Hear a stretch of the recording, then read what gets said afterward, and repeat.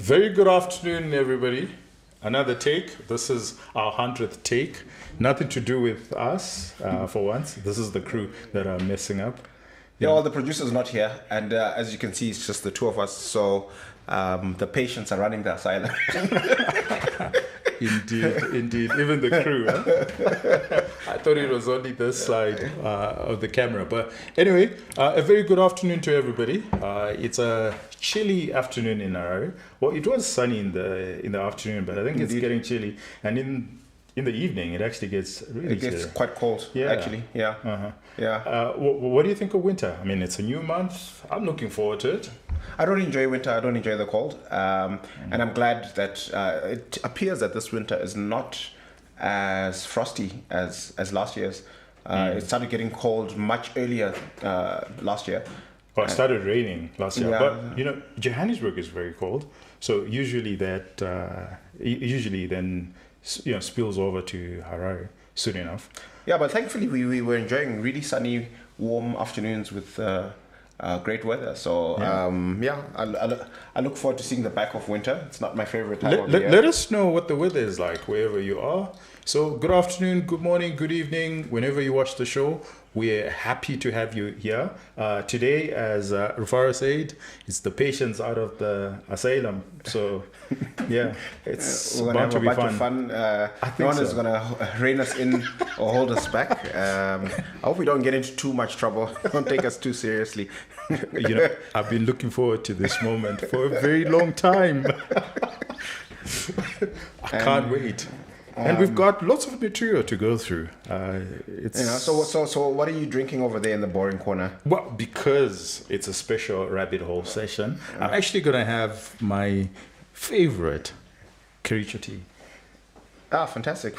Yeah. And did you become left-handed? Because I see Ranga's put the Friday Drinks logo on the side of the mug. Terrible. For left-handed people. When statistics tell us 90% of the human population is right-handed. I don't know what he was thinking. I absolutely don't know what he was thinking. And he's the sober one. Maybe we need somebody to sponsor mugs for us, eh?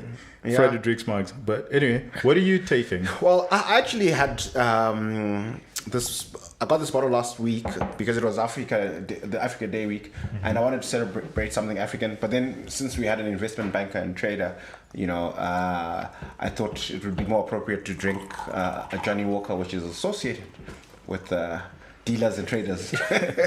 But this is it's a Bordeaux blend from Under Oaks called Just Be, and I'm gonna drill down on it with my toy.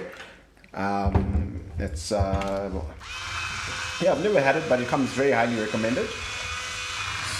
So that's I'm gonna run this experiment, and hopefully, unlike experiments we're running in other parts of our economy, I'll enjoy the results of this one. Well, let us know. It's a huge bottle for one person, but yeah, I've known you to, take 3-4 bottles a night? No ways. This should be a breeze. But there's enough, I'm not going to run out of wine, on the show. There's a nice anecdote you told us last week. Was it last week when we went for dinner about, tasting wine? Maybe our audience, you want to share that? About the cork, pearl of wisdom. Whether it's got a coconut. So normally they open the bottle and then they pour a little bit of wine into your glass. Then they ask you to try it and see whether it's okay. And what they're asking you really is not whether it's the wine that you think it is or whether you like the taste. Sometimes what happens when you're opening a bottle with a cork is that you, if you don't do it properly, the cork fragments, and then there are fragments of cork that then fall into your wine, and they ruin the wine. So what the waiter is really asking you for is to confirm that it hasn't been corked and that it's fine. And what I find quite hilarious in a lot of restaurants in this part of the world is that you have bottles of wine that don't have a cork. And they still ask you to taste. And they still and most people just humor them. It's like they don't know what the whole exercise is about. Well, there you go. I certainly learned something there. Great. This was an interesting week. We had so much going. Eh? Yeah, we had a fantastic. It was a gem. So much in the news. Yeah, but I think that to start off our rabbit hole, this is something that you and I disagree on, Yes. and I would love us to, let's have a. Let's see who wins this argument. But the argument goes like this: that should government actually communicate? Because you think that we should ignore whatever they say, whatever they put out, we should ignore. And I think that it's very important. I think that a primary function of government is governing, and part of governing, in fact, a key pillar in governing is communicating. So I would like us to start there. That should government, because there's so much chaos. It's chaotic, and everything that we're reading, there's so much chaos, and every statement that we read just breeds on that chaos and adds to or inflames the chaos. And one can actually wonder, and I do sympathize with your argument that perhaps we should just, as a market, we should just ignore whatever they're saying and really concentrate on what they're doing. But maybe you can articulate that argument better. Yeah. So look, I think I want to be clear that when governments make pronouncements and statements like the Treasury and Central Bank have done this week, I'm not saying we shouldn't pay attention to them, because they definitely affect how you run your business and certain decisions that you make. But what I'm saying is, when you look at the aspirations and objectives of some of these statements, we shouldn't take that too seriously, because they're constantly chopping and changing, and they don't really follow through on a lot of the things that they've said. So I think it's important to actually distill these statements and pronouncements into what they're actually going to do. So if they say, well, this is going to bring stability, like the announcement around digital gold tokens or the actual physical gold coin, that's really it's not worth taking seriously. And I think I noticed when the statement came out from Treasury that you were tickled by the appearance apoplectic. By the appearance of a turf war between the central bank and Treasury. But from where I'm sitting, I'm saying, yes, okay, fine, that is interesting. I'm not saying, there's no basis to be looking at that and trying to unpack it. I'm just saying, but on the ground, in terms of the future of the Zim dollar and where we're going, does it change anything? Yes, we can unpack, some of the contradictions between what's coming out of Treasury and what's coming out of the central bank and say what's going on, and speculate about some of the politics and what's in between the lines. But does that change the trajectory of the Zim dollar? Like, have they but the statement spoke to so much more than just the Zim dollar, right? So the direct things that the minister alluded to that directly affect you and I, and directly affect how the banking sector actually operates. Yes, that's true. So that's why we need to, look at these statements and actually break them down. No, I hear you. But the challenge with doing that also, and taking these statements seriously at face value, is that there's so much chopping and changing, right? Do you know whether the statement as outlined is actually going to be executed this way, and this is going to be the case 30 days from now? Or 3 months from now, or 6 months from now? Well, okay. So I have a different view altogether to what you're saying. And this is how I look at it. I think that a central tenet of governance is actually communication. And it doesn't matter whether it's bad communicating, which is what you're alluding to, or good communicating. At the end of the day, it's communication, and they're communicating something. And by reading these statements, and actually by being pedantic in what we're actually reading, we can read in between the lines, because it's not just what they say that matters. It's also what is not said, or the nuances in what they say. So, for example, how do we then pick that there is a turf war that's actually happening between one statement and the other? If you think about it, if you were just to read the lines that are there that the Minister of Finance is communicating you would not be able to pick that there is a turf war. But you can easily realize that there is something there when Treasury, for example, is very emphatic about how money now should go into the Treasury accounts, the central, the consolidated accounts. So going the surrender, export surrender receipts going directly into Treasury account. And then a few days later, like almost 24 hours later, the central bank governor comes out and he has his own statement. So if the central bank governor actually agreed with what the Minister of Finance was saying, there was no need for another statement. But him coming up with another statement and being emphatic about what the banking laws and what the constitution and what our laws, the central bank laws actually say, that Treasury cannot get this surrender money. If they want the surrender money, they're going to have to pay for it. So the banking system will still withhold whatever has been surrendered, the retentions. So I think that it doesn't matter, and I think this is speaking directly to government. It doesn't matter whether it's badly worded or it's a bad communication policy tool that you're using. The market, we should take it for what it is, and if it's bad, we should call it out and say this is bad, and why are they communicating in a bad way? And that actually reveals to us, because remember, we are patients in the asylum. We don't know what's happening out there. So the only way we can actually understand what's happening out there and what's happening in Treasury, we don't know what they do on a day-to-day basis. But how they're communicating is how we can then understand what's actually happening in Treasury or in the central bank or in government. But let me ask you, because this is it gets to the core of what I think. It's you're an analyst. Suppose public listed companies were to not communicate, or were communicating in the manner that government is communicating. Would you still take the same stance that we should not take these results? I know you think that the results are gibberish, and the results are gibberish. Yeah, but that's really driven by the governing laws around currency. But certainly things like volume, or certainly the market having an interaction with management and actually understanding what's happening on the ground. Do you think that that's useful? Yeah, you're absolutely right. And I think so. If you think about a company like Delta, for example, they went out of their way to contextualize their Zim dollar numbers with metrics like hectoliters of lager beer, hectoliters of carbonated soft drinks, the volume of spirits and that sort of thing, that we as analysts could wrap our brains around and understand whether the business is growing or shrinking, doing well or not doing well.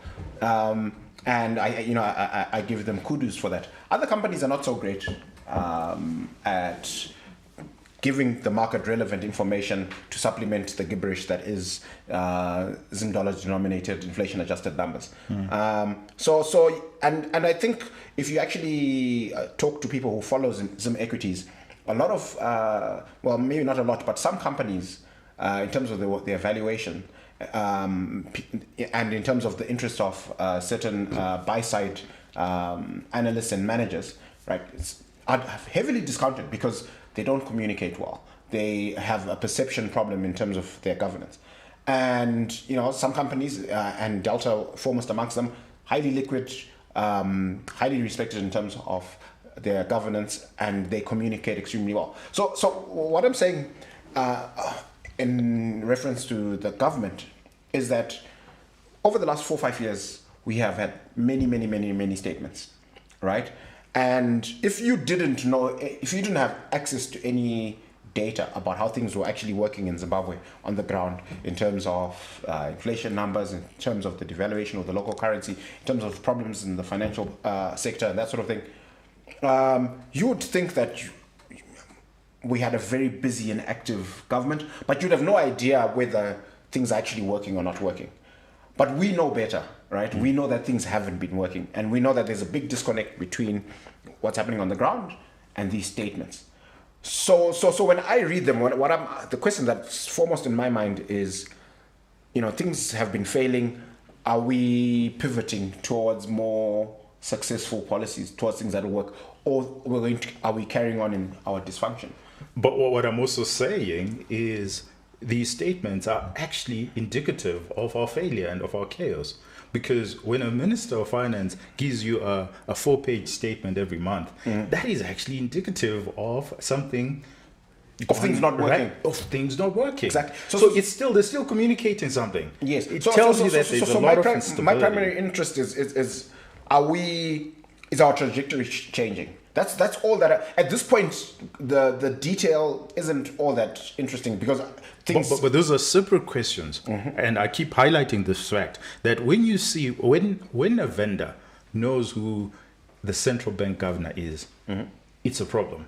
When you see your central bank governor on TV or at seminars continuously, giving speeches. So first of all, it's giving speeches. That's already a problem. That's a red sign, right? But also berating everybody. When you see your central bank governor coming in and blaming everybody, and coming up with his own economic textbook, economics, like the previous governor, it becomes a worrying.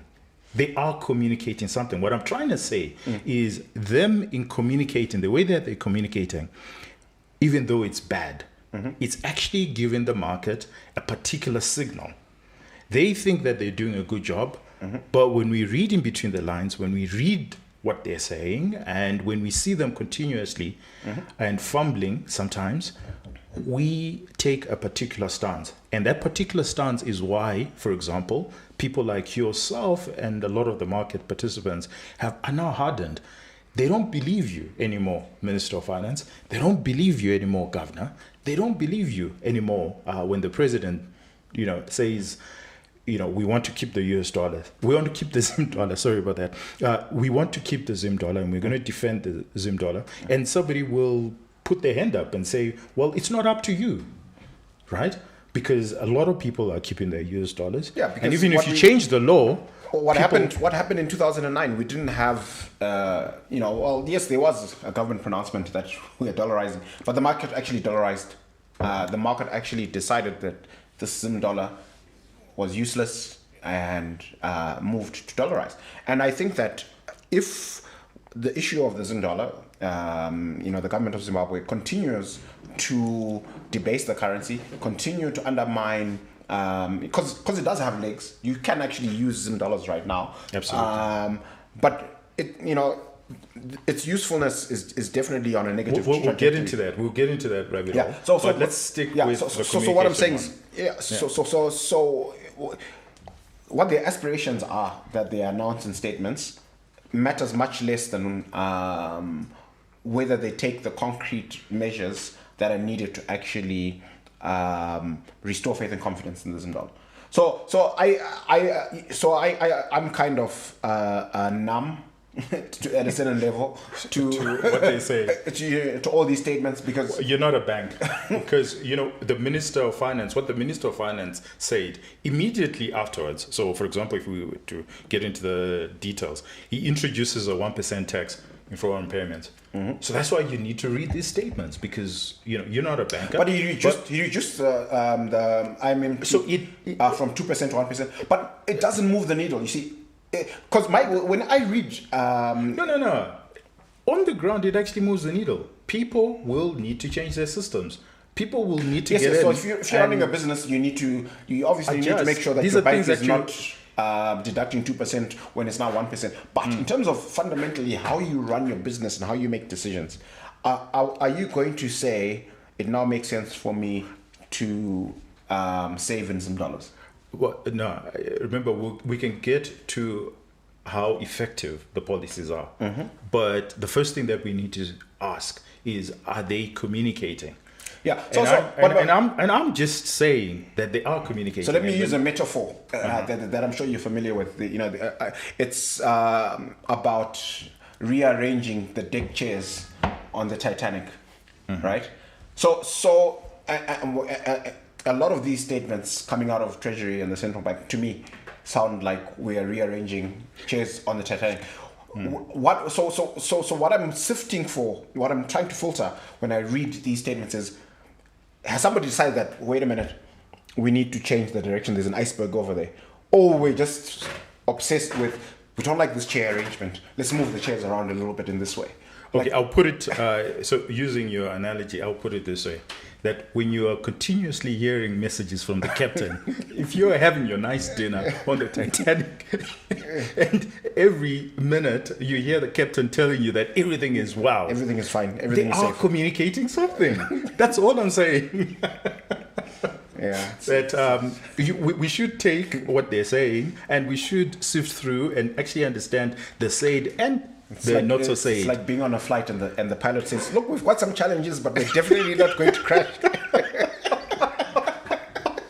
Exactly. That's all I'm saying. If you hear that, then you're getting out of your seat. And I think this is the learning point for government, that if you're in government, what you need to do is to actually understand that what are we actually trying to communicate? Because this is the other thing. You can't have two statements, one after the other, that are coming from two, the monetary and the fiscal at the same time. I mean, why didn't they have a joint statement? Why didn't they appear together? I mean, these are rudimentary, very simple, straightforward things that they're not doing, but they are communicating something. And for some of us, we have different stakeholders. So you might have a referrer who won't care at all what you say. We'll just think that, this is a charade and that's it. But you might have other people, the banking sector, you have so many stakeholders.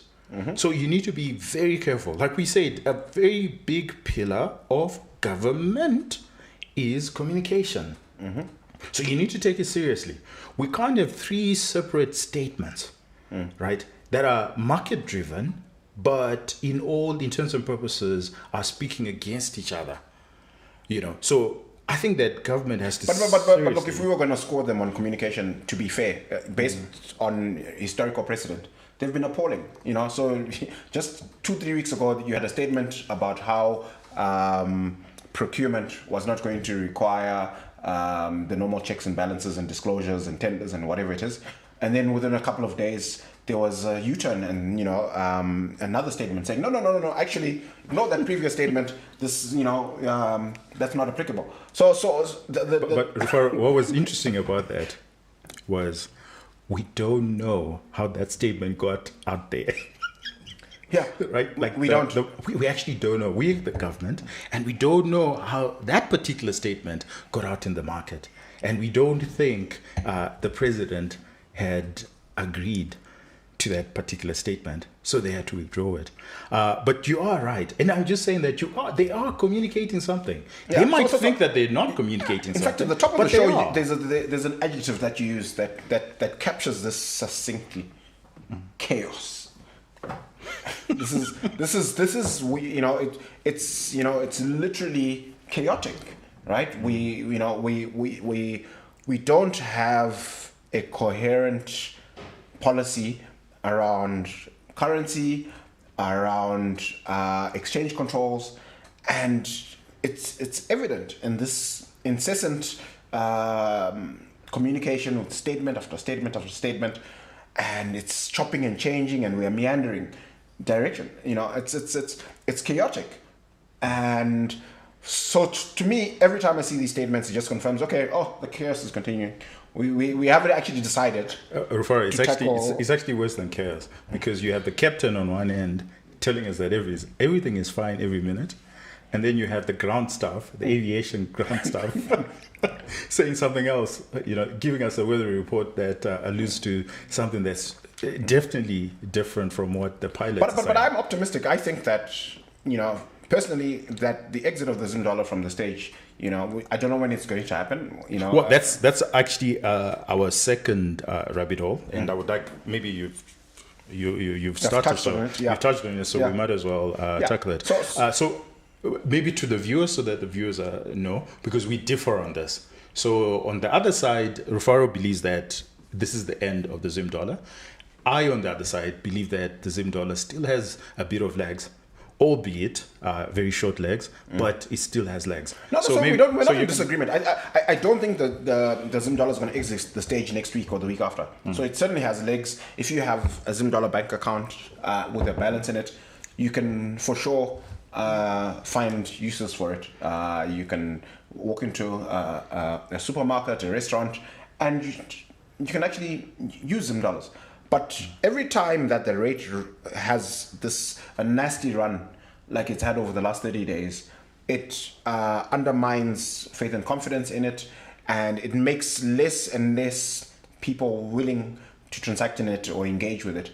And at some stage, if we continue on this path, and all the evidence and data is pointing to us continuing on this path, which we're going to wake up one day where, just like we did in 2009, where 95 or 99% of the population just says, you know what, I can't. Okay, so maybe let's be very particular. When do you think that the Zim dollar will be gone? Look, I don't know, but what I can say with high conviction is that it's on its way out. That's the current trajectory, and I haven't seen anything to tell me that we're changing that trajectory.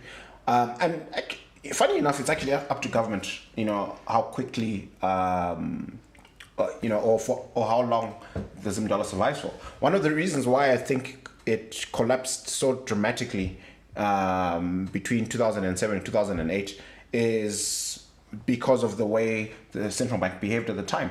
I think they just took printing to the very next level, and they totally destroyed it.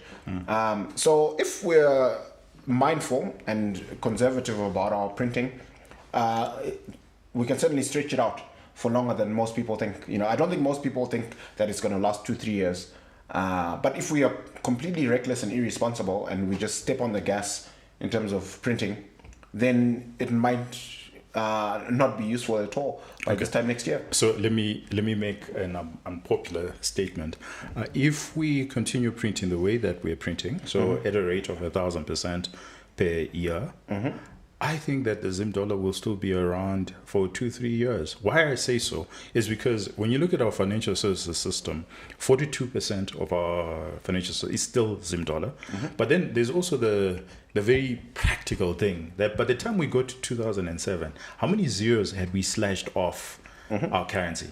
This time around, we haven't even started slashing the zeros. And I think that that's the first thing that must happen. So if you think about it, today it's 5,000, and tomorrow, it's rapid deterioration, fair and fine. It might get to 10,000 or 20,000, but suppose it gets to 10,000, and government, in its wisdom, decides to slash the zeros, the zeros away. It means that it will be 1 to 10, and then from 1 to 10, it can still get to 1 to 100, which previously would have been 1 to 100,000. But now it's 1 to 100, and it can still go on. And by the time we go to 2008 or 2007, 2008, you will find that in our banking system, the Zim component of the banking system was now less than 1%.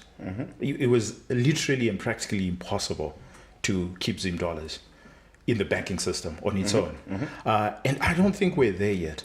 But where I agree with you is the strength of the Zim dollar is pretty much predicated on government policy. But I would argue that the Zim dollar will still be around, even with the current printing. That it can get to 10,000 and they'll cut the 3 zeros and call it a new currency, as they often do. Remember, we moved to, it was first an RTGS dollar, and then it moved from being an RTGS dollar to Zim dollar. But in effect, it was the same thing. It just changed colors. And I think that we will go through the same thing where they will just slash the zeros. They'll get to a point where it gets to 10,000 and they'll slash the 3 zeros and then we start again. Yeah, so I want to push back on your perspective. I think that if we use 2004 to 2008 as a template, then what you're saying is absolutely correct. We probably easily have another 2-3 years. We're going to slash a bunch of zeros, maybe 2 or 3 times. But I think there's something fundamentally different between 2004 to 2008 to where we are today, which is the psyche of Zimbabweans. So, I remember distinctly in that period, there was a certain class who caught on very early, as early as 2004, 2005. They understood the impact of hyperinflation, that you can't hold bank balances, that you must index everything that you're doing to a proper currency, and they changed their decision making and how they did business based on that. But for a lot of people, the idea that one day this currency that we've known all our lives is going to be completely useless and we're going to change over to using US dollars, until it actually happened, they couldn't visualize it. They couldn't wrap it around their brains. And that's one of the reasons why the Zim dollar lasted for as long as it did between 2004 and 2008. But today, a lot of Zimbabweans, if not most Zimbabweans, have scar tissue from that traumatic changeover between 2004 and 2009. And they understand what inflation means. They understand what rapid devaluation is. And they're going to be much more aggressive if they think that. So bouts of devaluation like we saw in the last 30 days are going to push some people to say, you know what, I'm done using Zim dollars. People are going to be much more aggressive in terms of just saying, you know what, I don't care, I'm not going to transact in Zim dollars. Okay, so than they were, the first time it happened. So I totally agree with you that the psyche has changed. I think previously it was an anathema to believe that you could actually use the US dollar and it was perfectly fine.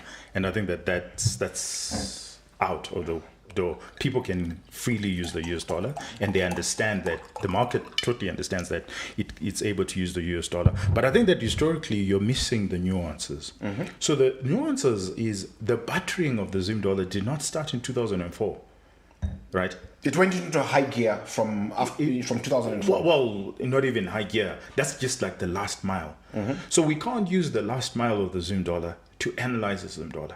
If we were to analyze the Zim dollar, I personally would start in 1990. That the slide started in 1990. And by the time we get to 2004, is the inevitable last mile. It's like it's gone. Yeah, by then it's already gone. And the psyche, yes, you're right, that people didn't have that psyche, which they now have. So the trauma of that period is very much alive with us today. But I would like to change that. I actually think that it's not the trauma with the market, it's the trauma with government itself. So let me tell you one thing. A lot of what has happened in the last 3 months, it's knee-jerk reaction from government itself, right? Like, they know fully well what happened between 2004 and 2008. Mm-hmm. They know exactly what not to do, right? But they're suffering from a trauma that when they see certain things, they react in a particular way. So it's as if it's a reflex action. So it's like, okay, this is happening. It's like, oh my gosh, print, give them the money. We don't care what's going to happen. Just give them the money.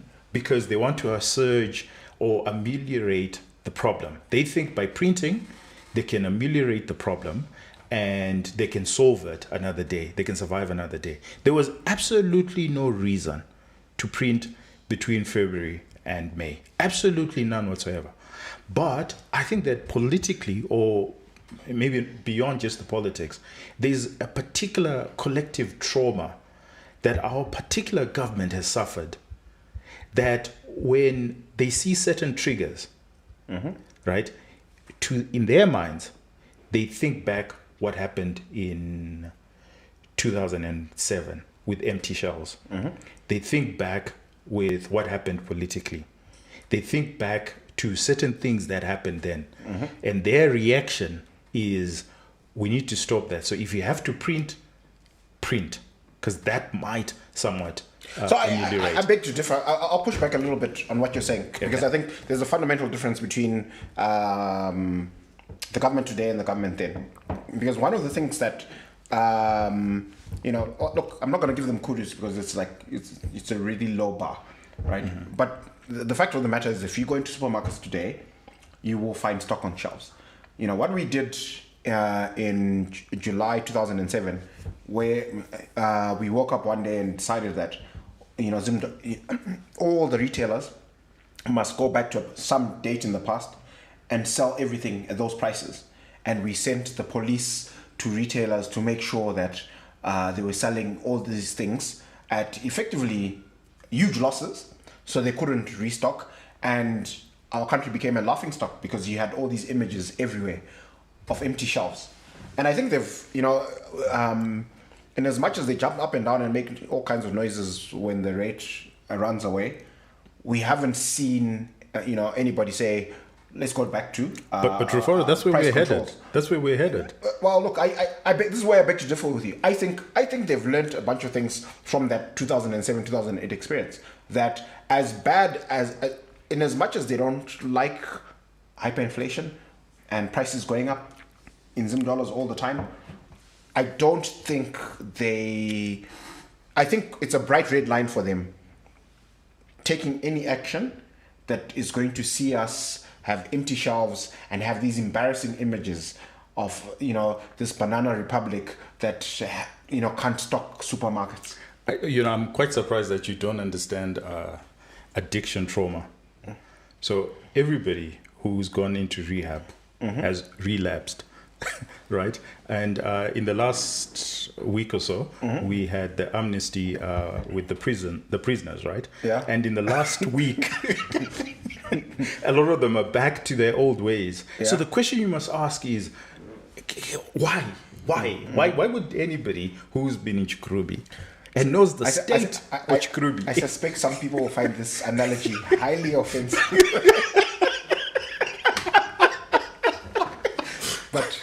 But guess what? A lot of those prisoners... It's the patience in their silent people. This is what happens when the producer's not around and we don't have adult supervision. Okay. We make poor analogies. No, I'm just wearing my psychology hat. And I'm telling you that the trauma is actually not in the market. The trauma is in government. If the trauma is...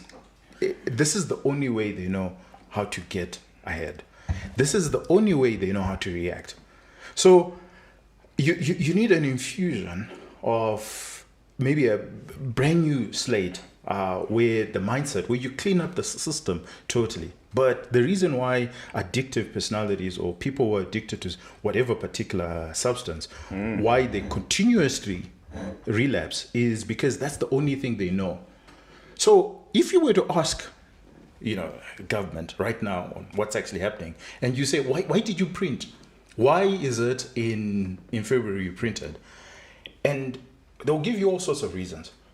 But if you become a Jordan Peterson and you peer through the different layers of what they're saying, and you get to the childhood state of what they're actually saying, that's all they know.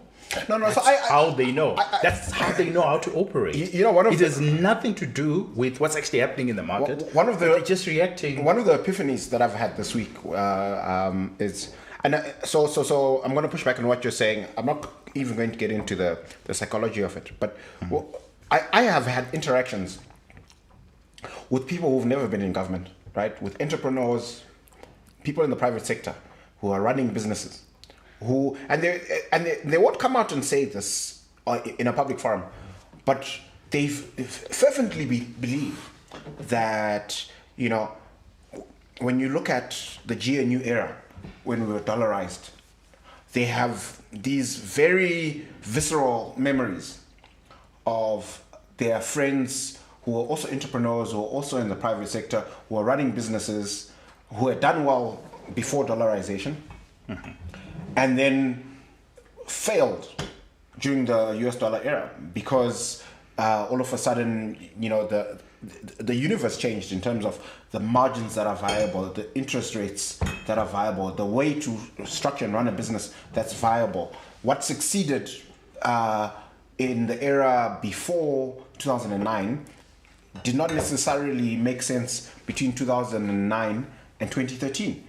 And one of the things that they believe is that it's because we were using US dollars, because we didn't have the capacity to print, because, and these are smart, otherwise well-informed people who believe that we should always have that option of printing. And so it's not just, I think, people in government who have this worldview that you must always have the option to print. There's a lot of people in the private sector. It's just that because they don't have very high confidence in their in their capacity to defend their positions against people like you and me They don't write essays, they don't publish blogs, they don't come out onto our show and make that case. But behind closed doors, people believe these things, and they believe them strongly. And in fact, so going back to government, right? One of the reasons why the auction, they call it an auction, but it's a managed exchange rate, right? It's because behind closed doors, they have this model of what the exchange rate should be, and they believe in it in high conviction, right? They don't have enough confidence in it to publicize it and say, no, this is why we're saying this is what. Well, no, and I totally agree with you. And there's a lot of cronyism and complicity of the elite. You know, a lot of the elites and a lot of business are actually complicit in the mess that we find ourselves in. But some of them are generally intellectually offside. No, that's the point I want to. There's something I want you to highlight that I actually want to highlight and then make it very clear. When I say 42% of our economy, our monetary system is still much Zim dollar. If you ask yourself where that Zim dollar is coming from and where it's going, is that there is a class, a business class, an elite class that purely lives on government tenders, purely lives on government contracts. And you and I can be very logical and say, you know what, I want to be paid in US dollars. But there's someone out there, and it's very much there, right, that they actually don't mind the Zim dollar. And they will supply government with the goods. They will not be paid for a year, and they don't mind because they've priced in all the risk as well as the currency depreciation. And eventually when they get paid, it rains. And they can even be paid with TBs that are 20 years. And they don't mind because they've put in all their margins, they've put in all their risk.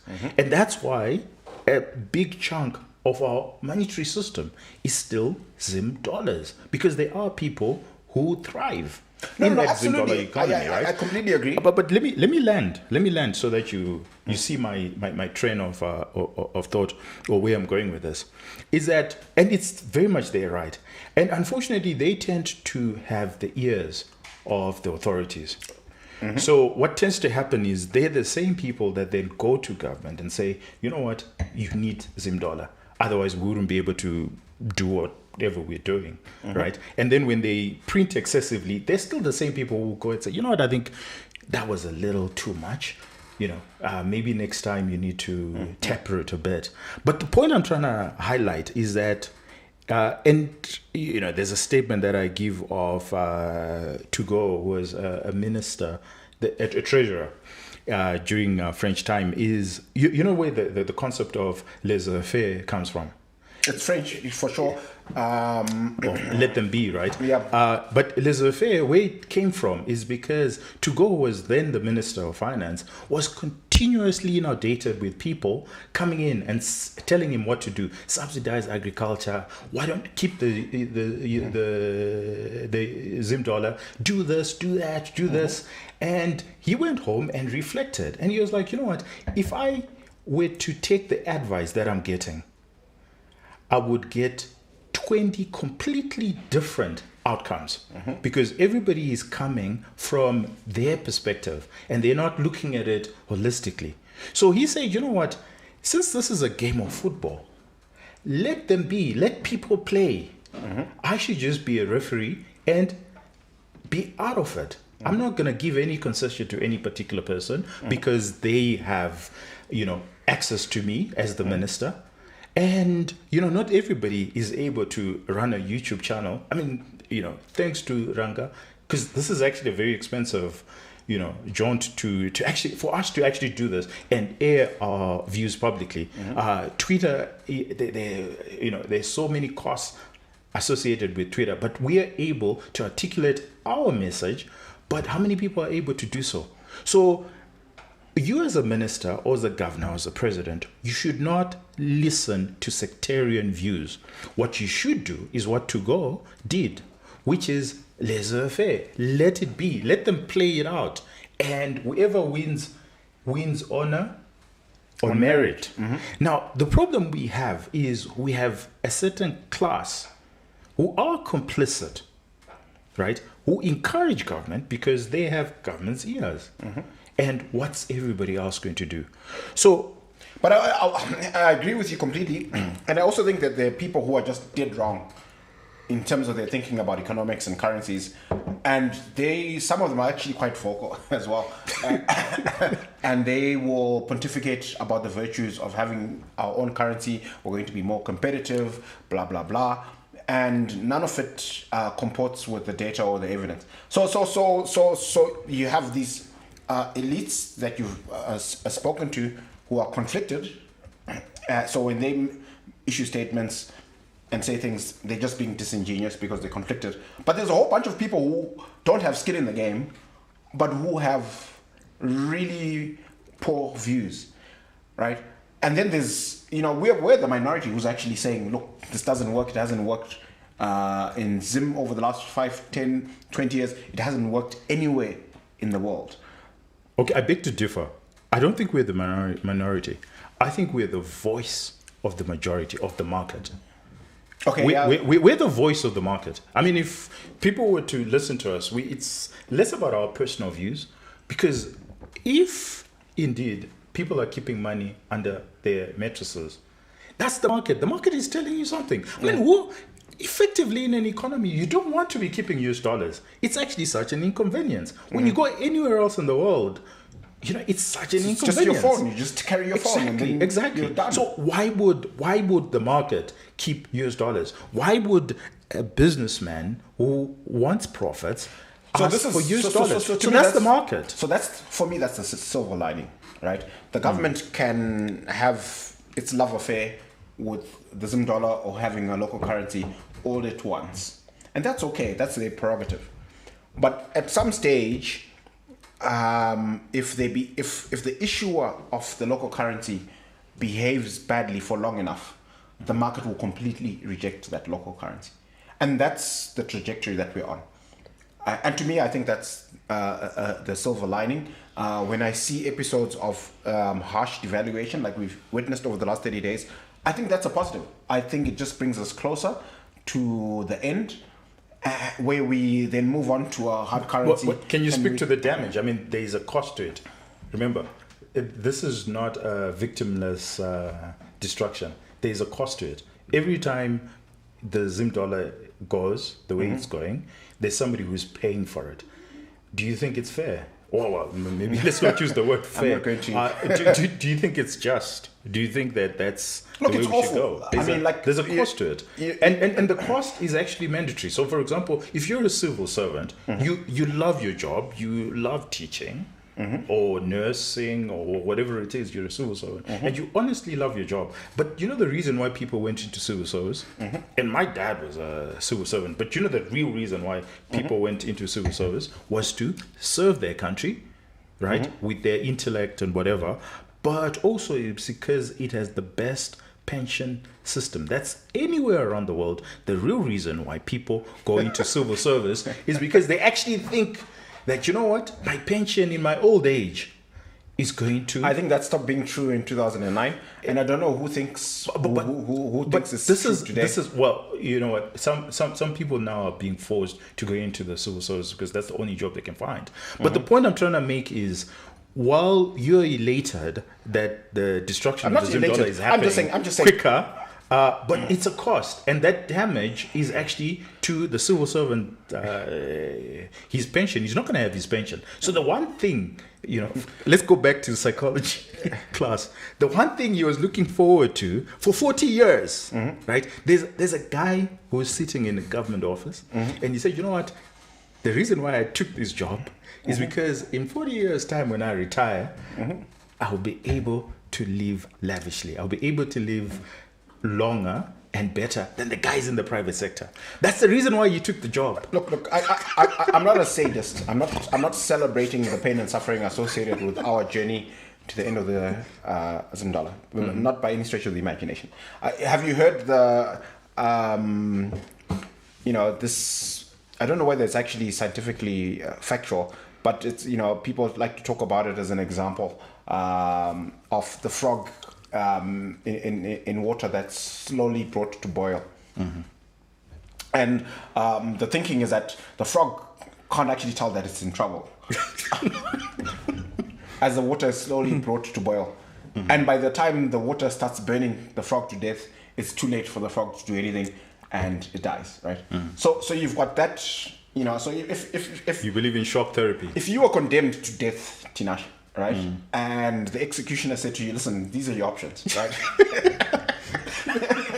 I can shoot you in the head, or I can treat you like the frog. I can put you in water that's at room temperature, and every 10 minutes I'll increase the temperature of the water by 1 degree until it boils you. Which scenario? If it was up to Theoretically, you're right. But I will reply you with another analogy, and this is from people who have understood humanity better than you and I. It's death is always by 1,000 cuts. That's what kills us. And that's why we have a problem with our government, because actually I think that the problem is our government is what government doesn't realize is every statement that they put out there, every policy that they put out there, it's a cut. It's a cut. And eventually we die, not because it was one big fatal blow, but actually it was 1,000 cuts. And that's why we're speaking against every cut. But remember, we had this debate about 6 to 9 months ago, when there was some aggressive policy action to constrain the rate. And then, there was also some discipline for a month or 2, or maybe 3, where the rate didn't really move. And people, in the private sector were having this debate. They were saying, maybe they've changed. They've given up their printing ways. We're going to be doing things properly going forward. And I was very skeptical. I kept asking, guys, do you think leopards can change their spots? And people pushed back and they said, no, but look at the rate. It hasn't moved. No, I agree. So, the way I would look at it is, look at again, from a psychological perspective. Sorry to take you back, but addiction. Look at everybody who's addicted. What happens? They go into a facility, they come out, and you think that they've changed. Someone goes into Chikurubi and they come out and you think that they have changed, but they quickly relapse. And I think that it's associated with trauma. And I think that our system, our governance system, there is a trauma that's inherent in there. I mean, going back to a pension, think about it. Why is it every government bureaucrat has a farm? Just think about it. It's because their pension is gone. The only thing now they can rely on is that particular farm. And they still need to be in government because of the handouts. And that's collective trauma that our system, our governance system is suffering from. Because that guy knows that the day he gets out of government, the subsidies stop. So how is he going to survive? Like I said, a lot of these people, 40 years ago, they went into civil service because they were looking forward to a pension. I mean, we hear that the civil service medical aid has collapsed. So how is that guy going to be treated? So a lot of them are on farms. But I'll push back on the farms argument because it vexes me. I've applied my mind to it. So if your farm is your pension, right? If it's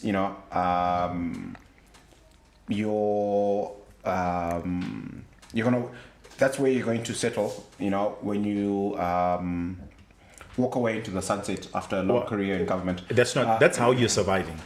Right. No, my challenge is that you're not holding title deeds to this thing. You're holding an offer letter, right? And, best as I can tell, the future is unknown.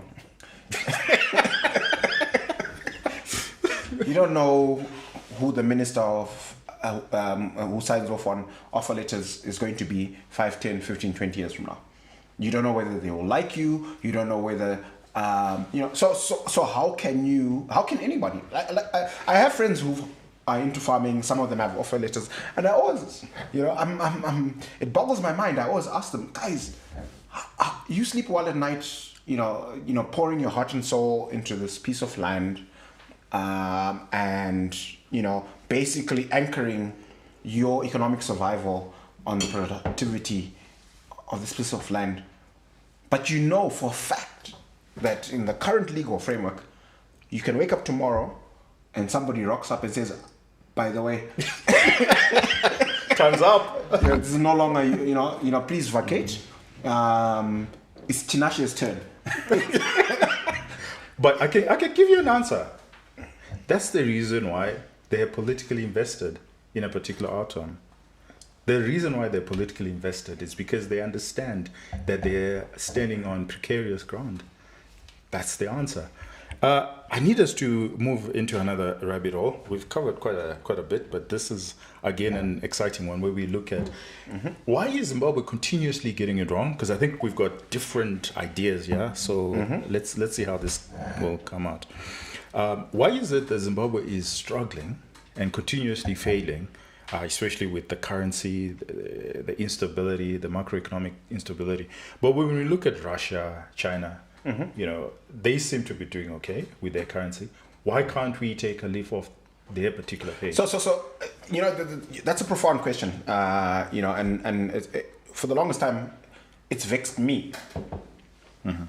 And when you put it in the context of China and Russia, it's actually very interesting because Mao was a protege of Stalin.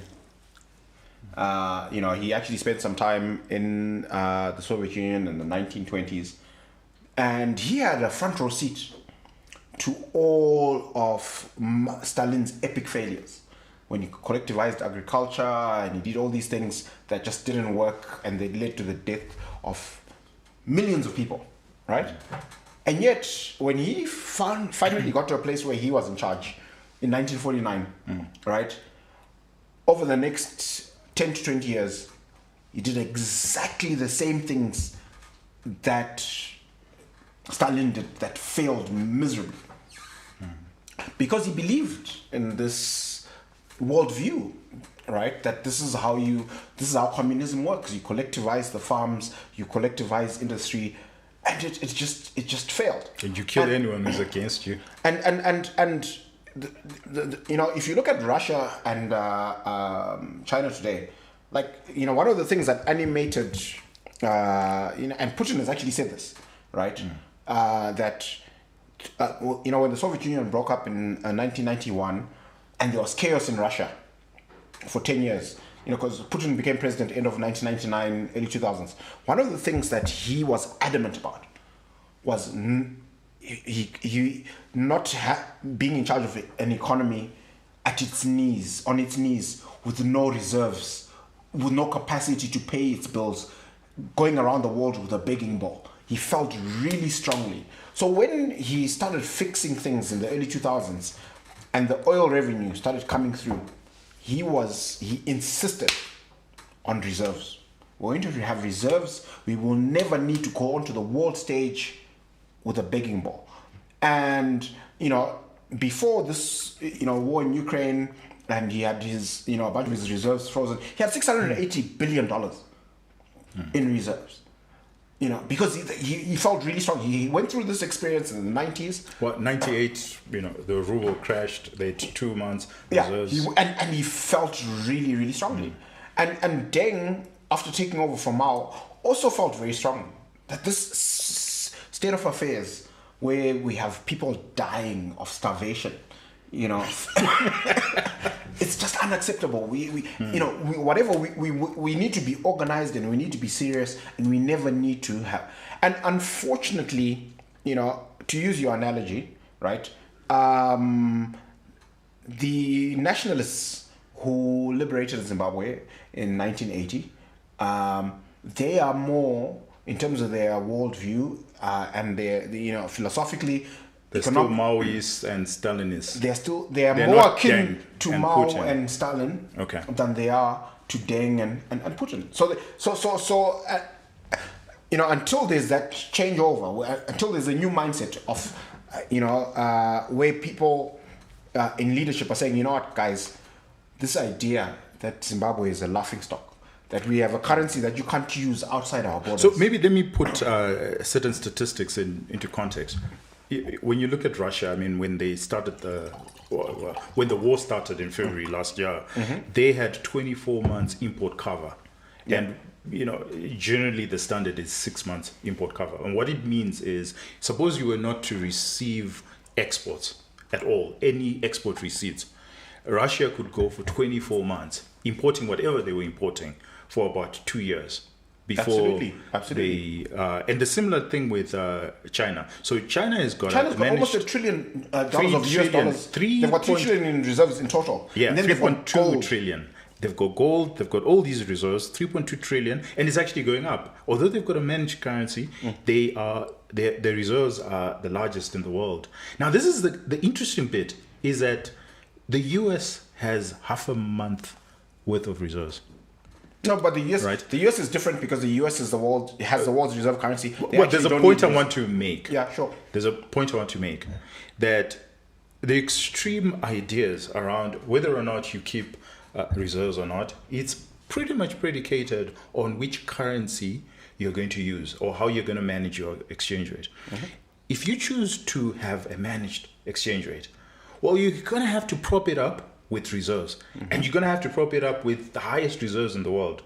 But if you choose your system to be purely market-driven, free market economics, then you are allowed not to keep reserves, right? Because over the last 2 years, the dollar index has actually gone up. It has actually strengthened. And it's pretty much, and it's not to say that America, the way they run the economy is the best or they're good at micro. They've got serious issues, but in economics, it's always relative.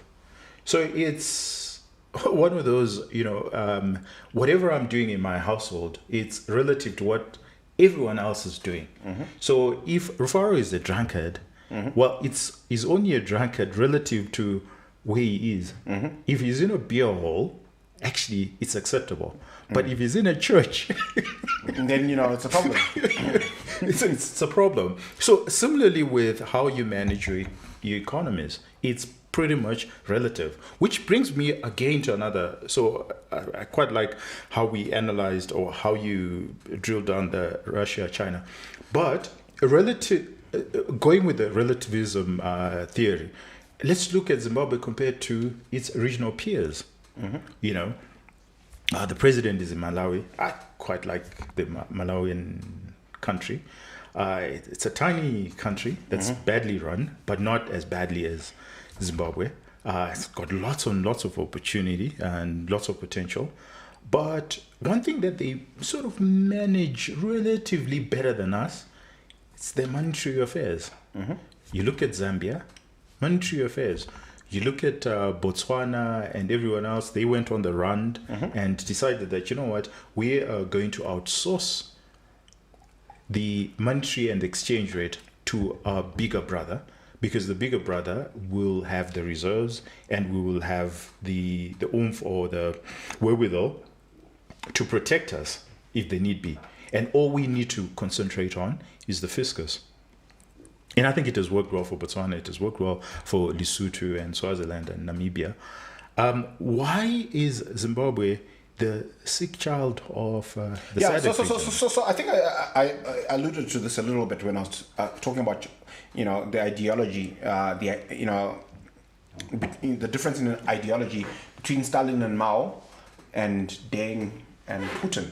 And if you look at all of these countries, like Zambia is actually a fantastic example. In Zimbabwe, we used to make fun of them for the longest time, with their kwacha. Right? I have family that lives in Lusaka, and 20 years ago, they all used to send their kids here because government school education and mission school education in Zimbabwe was much better than anything that was available to them that they could afford in their country, right? But the difference between Zambia and Zimbabwe, again, it's about schools of thinking, right? The leadership in Zambia has changed many times, and the as those changes happened, the world views of So there's a spring cleaning that happens. yeah, people look at things differently, you know. And unfortunately, in Zimbabwe today, we have leaders whose formative years were in a nationalist movement, and that was fantastic for us as Zimbabweans in the 1960s and 70s and 80s when we were fighting imperial colonialism, right? But is it relevant? Is that way of looking at the world and thinking about economics? Because, you know, like it or not, the liberation movement in Zimbabwe was sponsored by Marxist-Leninists, right? Thought, yeah. And that thinking has failed everywhere it's been practiced. Okay, and you know, if you actually read between the lines some of the statements from Zimbabwean politicians, you can actually see the Marxist-Leninist roots in their thinking, and that thinking just doesn't work in the 21st century. And one of the things, you know, one of the aspirations of our conversations over Tipple is to actually highlight this fact that the world has changed. You know, that it's, you know, that the world actually ran the experiment for us. Free market capitalism versus socialism. Socialism has failed. Free market capitalism is the only way to create wealth, to lift people out of poverty. And that's what we want to sell to the government of the day here. That, guys, the reason why we have all these issues, right? Because the instinct to control everything, to control the exchange rate, to set all these regulations. It's a Marxist-Leninist instinct, and that school of thought has been debunked. We need to progress. Let's read some Hayek and Schumpeter and Mises, and you know, upload our economic software, upgrade our economic software, and we won't have these problems. Well, I can't disagree with that, and I think that with that you have the last word. I think that was a brilliant conclusion to our rabbit hole. I thoroughly enjoyed this. Yeah, this was fun. We must do this more often. I think so. Well, you've heard it, yeah. It was a fantastic Friday drinks. Wonderful good afternoon to everybody. I hope you learned something. I certainly changed my mind on one or two things. Rufaro managed to convince me, and I hope that I also managed to convince one or two things. Yeah. Or, as they say, iron sharpens iron. Yep. Keep the conversation going and have yourself a lovely weekend. Cheers. Cheers.